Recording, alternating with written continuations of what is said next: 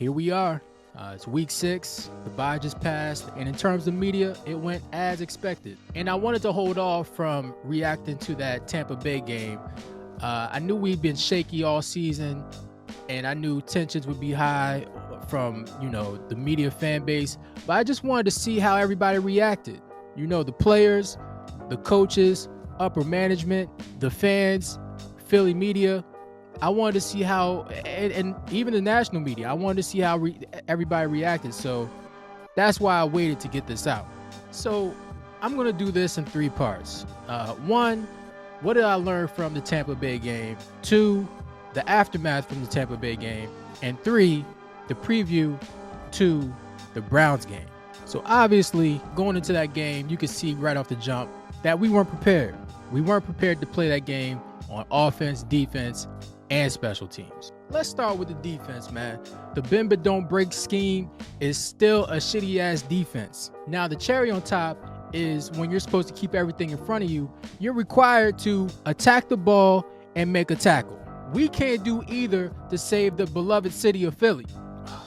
I said I wasn't going to cook.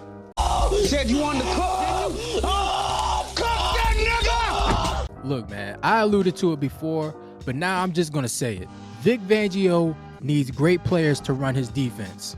And great players, they have a natural feel for the game, a great spatial awareness, and play downhill and attack the ball. And that's what he had with those great 49ers and Chicago Bears rosters. To sum it up, the talent makes Vic Fangio's defense, not the other way around. Jordan Davis and Jalen Carter. You can't think that teams are just going to lay down just because you had a great game last game. You got to show up and show out every game.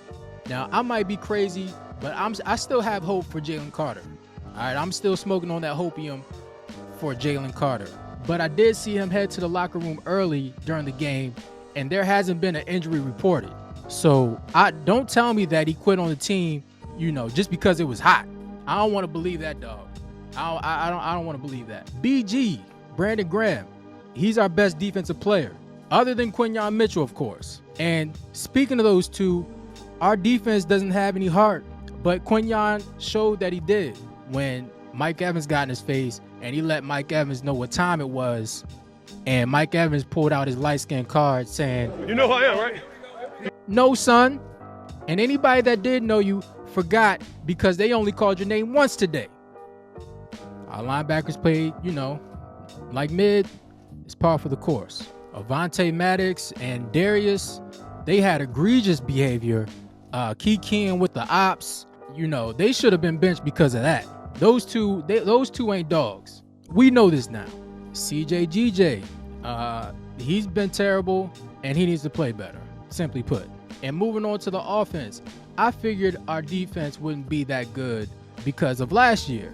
You usually don't go from second worst in the league to top 10 in 1 year, so I didn't expect that much. But I did expect this offense to carry us until the D got itself together, like later on in the season. Our offense has not been good, y'all. It hasn't been good. I don't want to hear about we didn't have AJ, Smitty, and Lane. Now, I'll give you Lane because the numbers without Lane are just dreadful. But I have a rebuttal to the offense and how it's supposed to be run.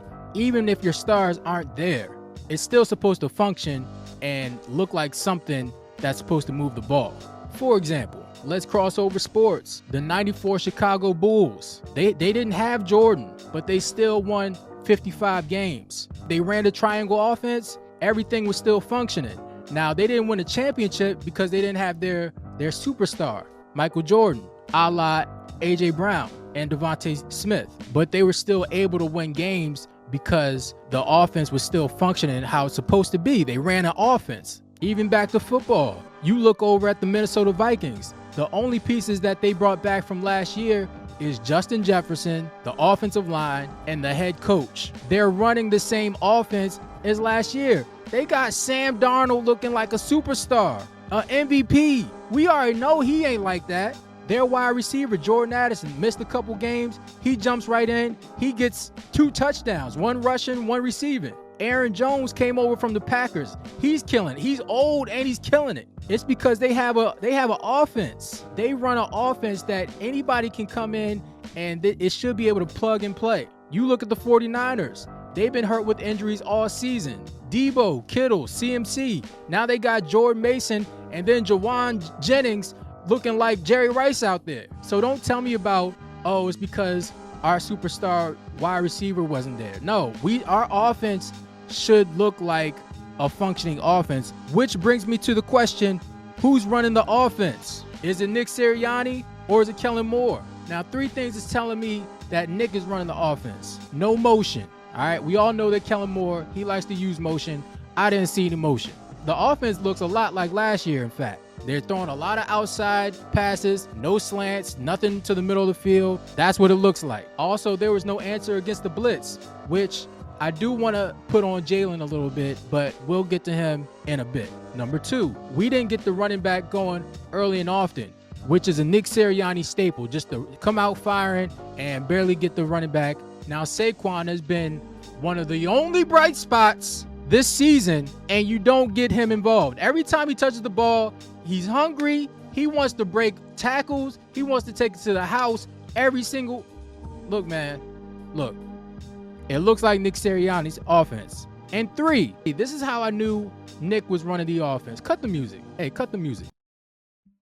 Because I saw that goddamn tight end bubble screen.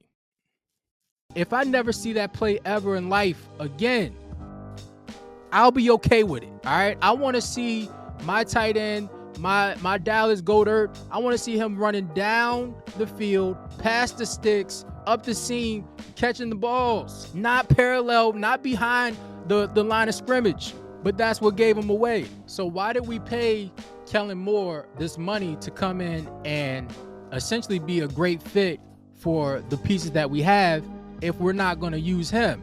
And that goes to Jahan Dotson. Why are we going to bring him in if we're not going to use him? And also, Jalen Hurts, he needs to play better and take care of the ball. And it's as simple as that. Now, Nick hasn't been doing him any favors with the play calling, but if he knows that A.J. Brown and Smitty's out, and if he knows he doesn't really trust the weapons like that other than Dallas Goedert, and he's getting compromised play calling against a team that you know is going to blitz, that was the game to run, man. That was the game to run. He should have had like at least 12, 15 carries to go for 60, 70 yards. That's my opinion. He should have ran more. But also that turnover machine moniker, that label, look, that's for the others to use, all right? If anybody that's actually a Jalen Hurts fan, they're using that to label on Jalen, you know, you got to check them on that, because that's what the others use.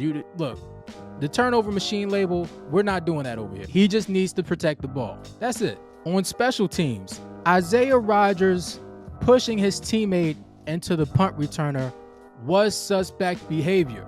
I'm going to put it like that. Which brings us to the aftermath, the bye week. Isaiah Rodgers' explanation of why he did it was laughable. And if you remember, he hasn't been activated before that game. So he does that and then likes a post about the Colts. And a couple weeks before that, while he was deactivated, he made a post, you know, saying, oh, I can only control what I can control. What? Get him out. Look, I can't prove his intent of if he did that on purpose or not, but I don't need a whole bunch of red flags to tell me what a bad relationship looks like. I just leave. I get out. And I think the Eagles should do that.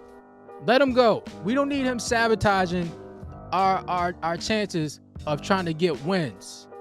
So let him go. Which brings us to Daruis. After he gets cooked on the field, he's getting cooked on socials, and then he posts his career stats, then goes on to Michael Parsons, a Dallas Cowboy, our top ops other than the 49ers, and then is kikiing, laughing at his teammate CJGJ, and then jumps on a podcast to issue an apology. That's nasty work. Just so much talking. Jeez. He did a Mortal Kombat finishing move on the morale of this team in real life.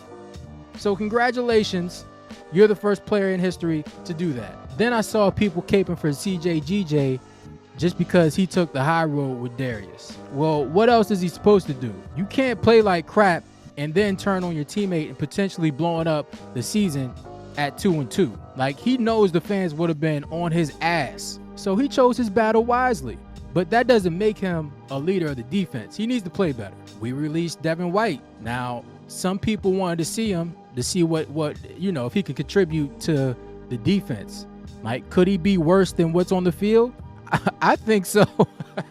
But that's just me. I was good on him when he got here, especially after liking a post of a Tampa Bay defender getting the strip sack on Jalen. Man, beat it, Besh. And now the jalenhurts stands and the haters have officially taken a side, and it's divided the fans. Now, him continuing to play the way he is only going to make his haters' microphone even louder, and we just got to sit back and take it until he plays better. That's the only remedy to this illness.